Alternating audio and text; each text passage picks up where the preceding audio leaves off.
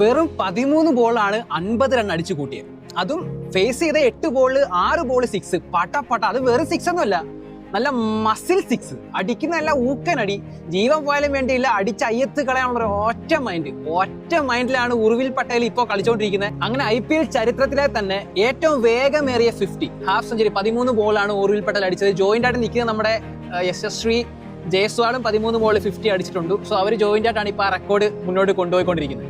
ഉർവിൽ പട്ടേൽ 50 അടിച്ചതിന് ശേഷം ഒരു സെലിബ്രേഷൻ നടത്തിയത് എനിക്ക് ഭയങ്കര ഇഷ്ടപ്പെട്ടു. ഫസ്റ്റ് പുള്ളിക്കാരൻ തൊഴുകയായിരുന്നു ചെയ്തത്, കാരണം ഈ ഒരു ഓപ്പർച്യൂണിറ്റിക്ക് വേണ്ടി നന്ദി, ദൈവത്തിനൊക്കെ നന്ദി പറഞ്ഞു. അതിനുശേഷം പോക്കറ്റിൽ നിന്ന് ചെറിയൊരു നോട്ട് എടുത്തിട്ട് ഒരു കുറിപ്പെഴുത്ത് ഇങ്ങനെ കാണിക്കുന്നുണ്ട്. അതിൽ പപ്പയ്ക്ക് വേണ്ടി സമർപ്പിക്കുന്നു, തന്റെ അച്ഛന് വേണ്ടി ആ ഒരു ഇന്നിങ്സ് സമർപ്പിക്കുന്നു എന്നാണ് ഉർവിൽ പട്ടേൽ എല്ലാവരെയും കാണിച്ചു കൊടുത്തത്. അതുപോലെ തന്നെ 2018 ശേഷം ആദ്യമായിട്ടാണ് CSK ഒരു 180+ സ്കോർ ചേസ് ചെയ്ത് ജയിക്കുന്നത്. അത് വേറൊരു റെക്കോർഡാണ്. അവർക്ക് ജയിക്കേണ്ട ആവശ്യമുണ്ടായിരുന്നു, എന്തായാലും അത് കൃത്യസമയത്ത് തന്നെ, ഇത്രയും ക്രൂഷ്യലായ സമയത്ത് തന്നെ അങ്ങനെ ഒരു പെർഫോമൻസ് അവർക്ക് എടുക്കുവാൻ സാധിച്ചു എന്ന് പറയുന്ന ഒരു പോസിറ്റീവ് നോട്ടാണ്. കാരണം ഇപ്പോഴും ആ ഒരു ടോപ്പ് 4 വേണ്ടി ഒരു 5, 6, 7 ടീമുകൾ ഫൈറ്റ് ചെയ്യുന്നുണ്ട്. എന്ത് സംഭവിക്കാം, കാരണം GT ഒക്കെ 6, 7 കിടന്ന GT ഒക്കെ ഒറ്റയടിക്ക് സെക്കൻഡ് പൊസിഷനിൽ പോയിക്കൊണ്ടിരിക്കുന്നു. അപ്പം ഞാൻ പ്രതീക്ഷിക്കുന്നു ആസ് എ CSK ഫാൻ, നമ്മുടെ ഒരു മോശമായ സീസൺ ആണെങ്കിലും നമ്മളിപ്പോൾ തിരിച്ച് കയറി വരുന്നുണ്ട്. കാരണം മൾട്ടിപ്പിൾ പ്ലേയേഴ്സ് ഇൻവോൾവ് ആവുന്നു, അവരൊക്കെ ഫോമായി വരുന്നു.